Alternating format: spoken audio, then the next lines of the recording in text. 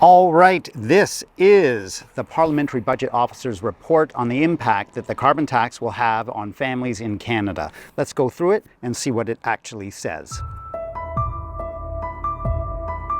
My name is Art Lightstone. While I might be considered a climate communicator or a climate activist, I am not a climate scientist. But quite frankly, neither are most people. Nonetheless, given the times that we live in, we are all called to make a critical decision about climate change.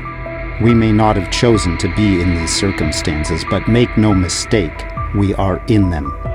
We must either embrace conspiracy theories and bury our heads in the sand, or we must accept the science and take immediate and decisive action.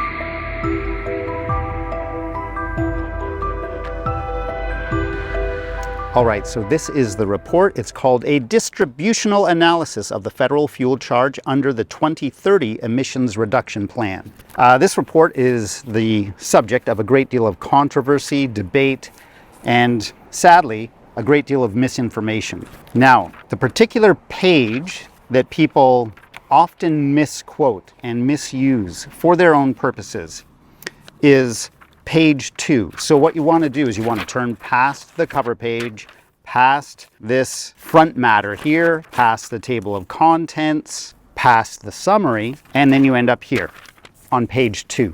This is the table that is often misquoted. Now, the first things you want to look at when you're looking at this table, first look at the title and then look at the axes. So the title will tell you a great deal. Household net costs of the federal fuel charge in 2030-31 by income quintile, fiscal impact only.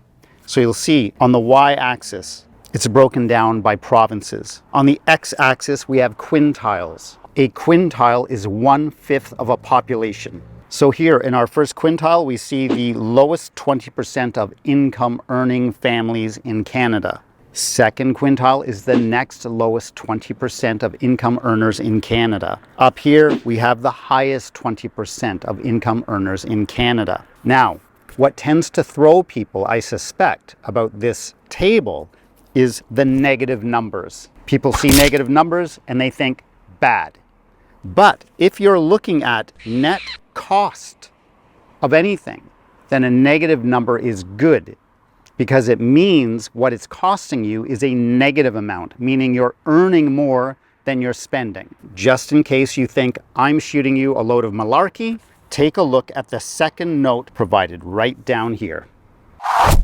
It clearly states, and I will quote this, a negative cost is a net gain, meaning that the amount of climate action initiative payments received exceeds the costs to the household. So that's the graph. If you take a very close look at it, and I will highlight the quintiles here, it shows negative numbers for exactly 80% of families in Canada. Negative numbers in this case means those families are earning more from the carbon tax rebate than they are spending on the carbon tax. Now, I should point out that if we turn over to page 3, we see an entirely different story, and this is the story that the opposition party should be looking at. They shouldn't be trying to simply misrepresent page 2. They should, if they were logical, focus on page 3 here, because page 3 says, presumably, what they want it to say, which is that if you take the overall impact of the carbon tax on economic output, then that presumably will hurt most Canadian families. However, we can't talk about that without talking about a note that was made right up front here, right in the summary. And it says this: the scope of the report is limited to estimating the distributional impact of the federal fuel charge and does not attempt to account for the economic and environmental costs of climate change. So obviously, when we get to page 3, we're looking at a rather one-sided report. It's a report that sees only the costs of climate action and doesn't consider or even attempt to consider at all the costs of the climate change that this climate action is attempting to address. So, take a look at this report, stay informed, and understand that you are living in the post-truth era. Politicians and influencers don't mind spinning information into something that sounds like the exact opposite of reality. That means you need to check into any claims that might persuade you to make any form of decision or take any form of action. As always, I will leave links in the video description to sources that support any assertions that I have made in this video, including a link to this report.